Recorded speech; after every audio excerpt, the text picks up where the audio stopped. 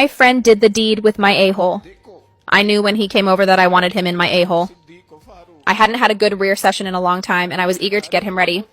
I sipped my friend Ethan's thing, letting his hand linger in my hair as I went down on his thing. He loves some good head, and I can give some pretty darn good head. I hollowed out my cheeks, swirling my tongue along the bottom of his thing. I licked the thick veins sticking out against his thing and sounded against his thing, sounding so he could feel the vibrations. He tightened his hand in my hair, pulling me down further on his thing until I was choking on it. I love choking on a big thing, and I smiled up at him as I gasped for air. I took him deep in my throat, swallowing around his tip so he could feel my throat clench around him. Well, after I had slobbered all over his thing, I told him I wanted him in my a-hole. He seemed surprised at first, but I made it very clear exactly what I wanted. We got out the lube, and I made a big show of rubbing it all along his big thing. I kissed his thing before getting on my hands and knees for him. He took his sweet time, enjoying the view of my cake.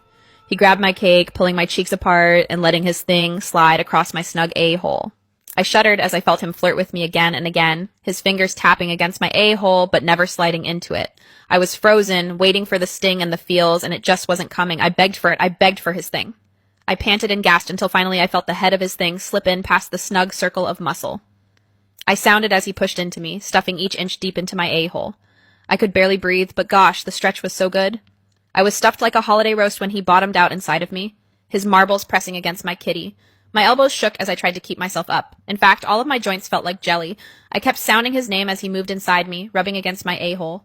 The sound he made as he did the deed with me was wild, a deep growl that made my kitty soaked.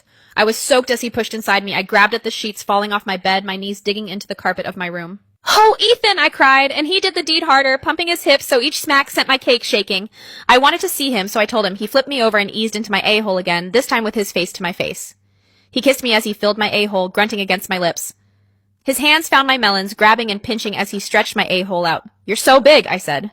Cliché, but it was true. He pumped into me until I felt like I was going to fall apart. He pressed his hand to my kitty, shoving his fingers inside me as his thing ravaged my a-hole.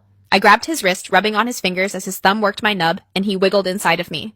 I was practically drooling on myself as he used me, and then I came on his fingers. He sounded as he felt my body tense, my a-hole clenching him tighter. I came so hard I splashed, coating his stomach in my juices. I slumped against the floor, utterly exhausted. He kept going, doing the deed with my snuggle hole until finally he nutted. He spilled inside of me completely raw, flooding my a-hole with his juice. He pulled out, and his juice dribbled out of my a-hole onto the floor. And I didn't even care. I felt perfect, and I'd take him up the a-hole again in a heartbeat.